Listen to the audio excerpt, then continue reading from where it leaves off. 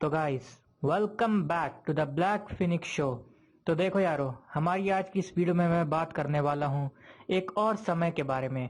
ये एक और ऐसा समय है जिससे हर एक बच्चा गुजरता है, लेकिन इस समय से वो कतई नफरत करता है। ये वो समय है जो एग्जाम नामक भयानक समय के बाद आता है।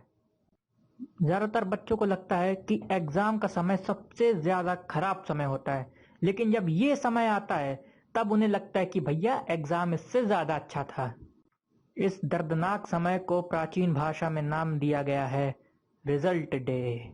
तो चलो इस बार इंट्रो में ज्यादा वक्त बर्बाद ना करते हुए आज की वीडियो शुरू करते हैं।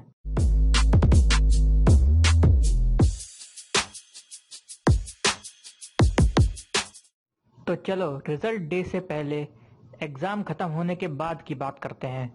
तो देखो, एग्जाम खत्म होना कोई छोटी बात नहीं है। अरे भाई, कतई जंग जीत के आ रहे हैं।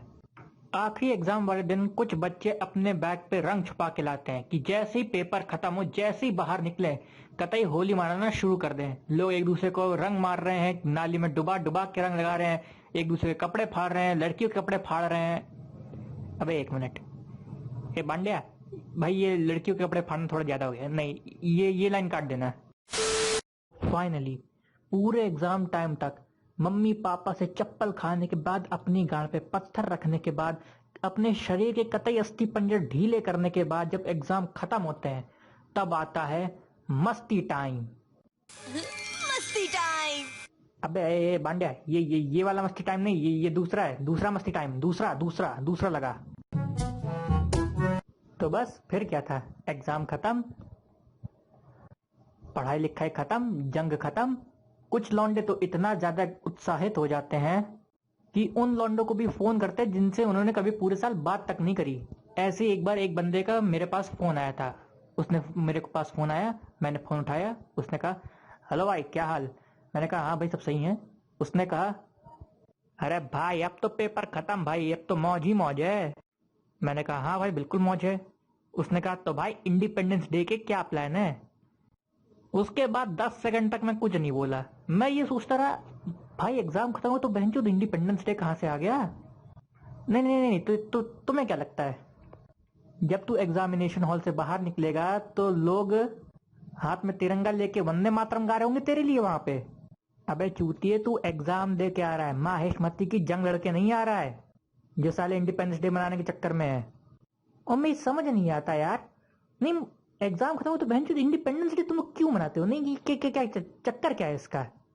ये ऐसी ऐसी बातें सुन के मेरे दिमाग में भाई बस एक ही बात आती है, अबे पढ़ाई लिखाई में ध्यान लगाओ, IAS बनो और देश को संभालो। लेकिन नहीं, तुम्हारी गांड में चनूने काट रहे हैं। फिर क्या, एग्जाम खत्म, मौज मस्ती शुरू। अब एग्जाम खत्म होने के बाद मैंने क्या मौज मस्ती करी थी, मैंने इसका एक अलग से स्टोरी टाइम वीडियो बनाया है। अगर तुम लोगों ने अभी तक नहीं देखा, कोई बात नहीं, लिंक आपको डिस्क्रिप्शन में मिल जाएगा, तो जाइए जाके देखिए, लेकिन इस वीडियो के बाद। तो चलो अब आते हैं मेन टॉपिक पे, जो है रिजल्ट डे। तो देखो, जब मुझे रिजल्ट मिला तो मैं एक सब्जेक्ट में फेल हो गया था। ये वैसे अभी की बात नहीं, ये मेरे क्लास 6 की बात है। ये क्लास 6 में हुआ था मेरे साथ एक बार। तो मैं इंग्लिश में मैं फेल हो गया था, लेकिन भैया घर पे रिजल्ट तो अब दिखाना ही पड़ेगा। हिम्मत करके मैंने रिजल्ट दिखाया और उसके बाद पापा ने मेरे को जूती आया। तो ये सब कुछ हो गया था, एग्जाम रिजल्ट ये तो होता ही रहता है। मैं सोचा चलो ठीक है, हो गया, अगली बार अच्छे से मेहनत करूंगा, फेल नहीं होऊंगा। लेकिन भाई बात यहाँ पे खत्म नहीं हुई। उसके कुछ एक दो दिन बाद हमारे घर पे एक मेहमान आ गए।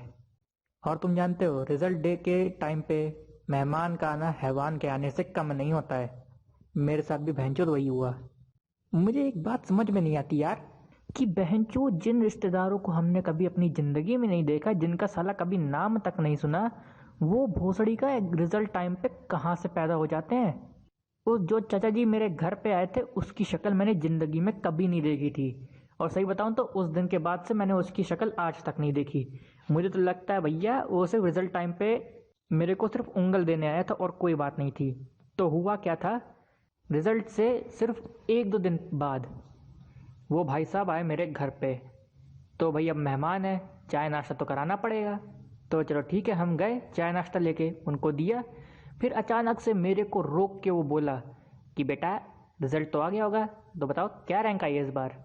अब भाई मैं वो था एक सब्जेक्ट में फेल, तो अब मैं क्या ही बोलता, मेहमान के सामने ये तो बोलता नहीं कि चाचा जी मैं एक सब्जेक्ट में फेल हो गया।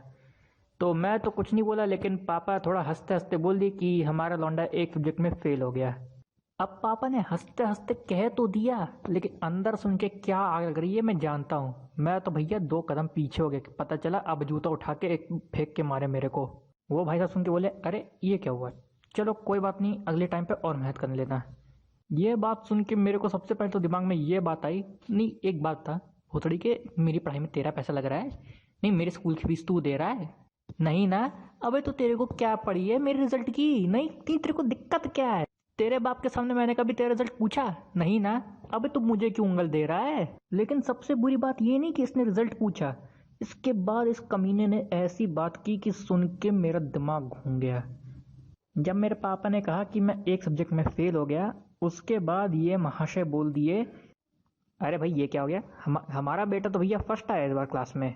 बस ये बात सुन के मेरा दिमाग खराब हो गया। कसम से मन किया कि साले की वहीं पे नसबंदी कर दूं और फिर साले को बोलूं ले साले अब टॉपर पैदा करके दिखा, नहीं तो दिखा अब टॉपर पैदा करके। नहीं नहीं तेरा बेटा फर्स्ट आया तो बहन चो हर जगह ढिंडोरा पीटने की क्या जरूरत है।